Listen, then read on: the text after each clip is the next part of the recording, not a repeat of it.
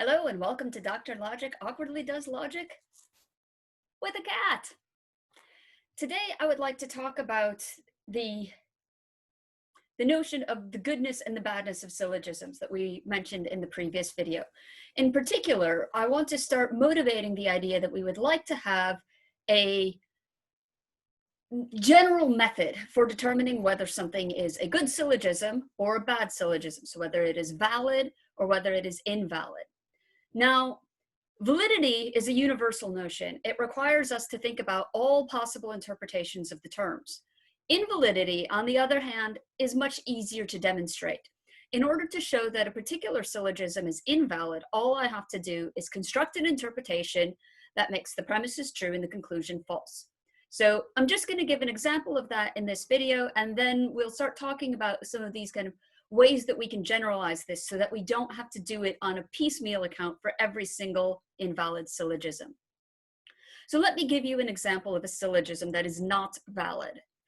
Say that we have P-E-M, M-E-S as our premises, and P-E-S as our conclusion. So this is a first figure syllogism, and all of the copulae are E, so they are all universal negatives.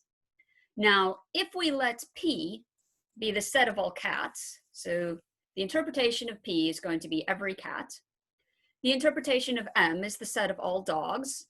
And then the interpretation of S is the set of things that purr. What we have are true premises and a false conclusion. So it is true that no cat is a dog. It is also true that no dog is a thing that purrs. But it's not true that no cat is a thing that purrs.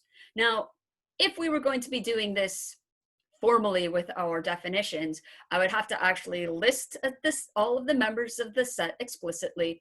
But I hope that you can see how kind of informally, by just picking words, interpreting the terms for words that we have an intuitive idea of their extensions, that this demonstrates why this is not a good syllogism. So it can be the case that no cats are dogs, no dogs purr, but it will then fail to be true that no cats purr, and that's why this is not a good syllogism. So as I said, there are 256 different syllogisms that we can construct, and we don't really want to have to go through each of them individually so that we can show which ones are valid and which ones are not. What we want to have is a general mechanism, a way that allows us to say, select maybe a small handful of syllogisms that we know are good, that these are valid syllogisms that are kind of valid without question. We don't have to provide any extra argument for them. These are going to be our axioms.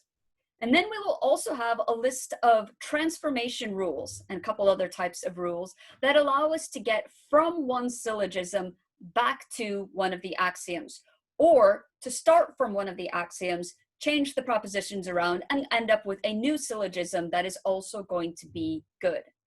That is what we're going to talk about in our next video. I will say a little bit more as we introduce this third part of our logical systems, namely the proof theory.